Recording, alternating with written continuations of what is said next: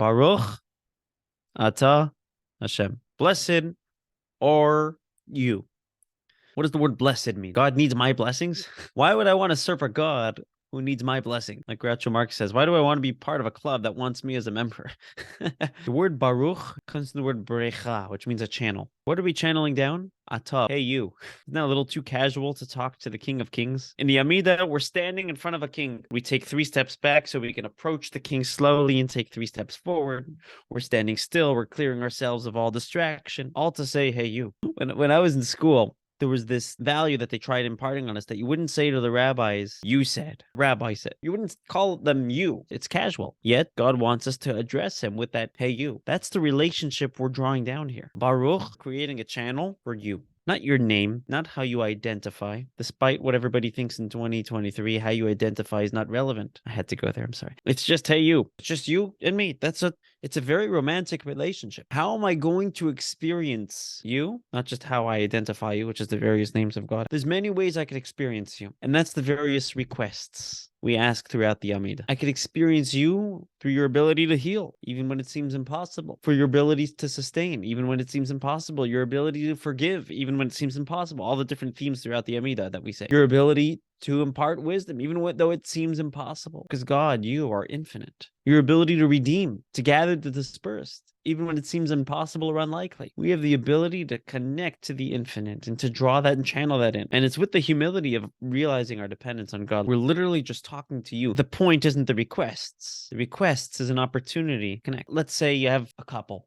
and they both work full time. They both have busy lives, kid, a lot going on. They don't have a lot of time to catch up. They don't have a lot of time to really get to know each other as much as they should. But they have a 20-minute opportunity to run to the store together. In a healthy marriage, you'll see that opportunity of running to the store, not focusing on what we should be getting. You're focusing on each other, and the store is just the opportunity, the context where you're able to connect. The Amida, the ability for God to change our reality, heal the sick, feed the needy, impart wisdom, redeem all the various blessings. It's an opportunity for us to connect to God. We're just making a date out of it. We're making a date out of our needs. The Talmud says, anybody who has a set place for davening, for prayer, kol hakoveya makom, anybody who has a makom, God of Abraham is going to answer him. There's a lot of significance in having a set place to daven, not moving around. Does that mean within the shul? The Shulchan Aruch says a set place is because the altar, which prayer is like the korbanos, is like offerings, the altar was in a set place. You can't move the altar around. Some say it's so you don't get distracted. I recently read another explanation, but this blew me away. Translations are limiting. What does the word place, makom, also mean? Makom. We refer to God as makom, the omnipresent. Throughout the Haggadah, we call God hamakom. He's the place of the world. When, God forbid, somebody's sitting shiva, we say hamakom yinachem, may the omnipresent, may the makom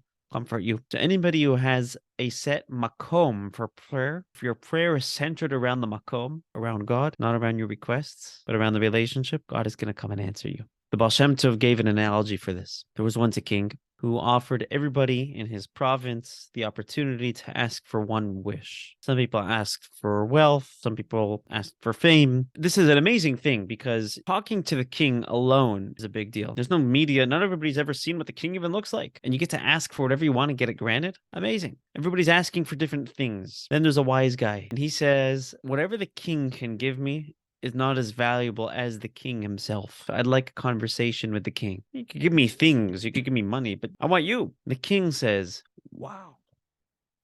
The king ends up giving him wealth and fame and giving him everything because this guy was so sincere and appreciated the king himself. Baal Shem Tov says that's what prayer is. That's what the Amida is. It's not the things that we're praying for. It's an opportunity to simply just pour our heart out and talk to God. And God will give us health, God willing, and give us wealth, and give us redemption, and give us wisdom, and give us everything we need. But the focus is the relationship, not what we're gaining from the relationship. You never want a marriage to be contingent on what you give and what you get. What you give and what you get is just a means to the relationship. This is the Amida. Imagine going through this meditation while you approach the Amida. I'm about to simply have a conversation with Atah, Baruch Atah, with you.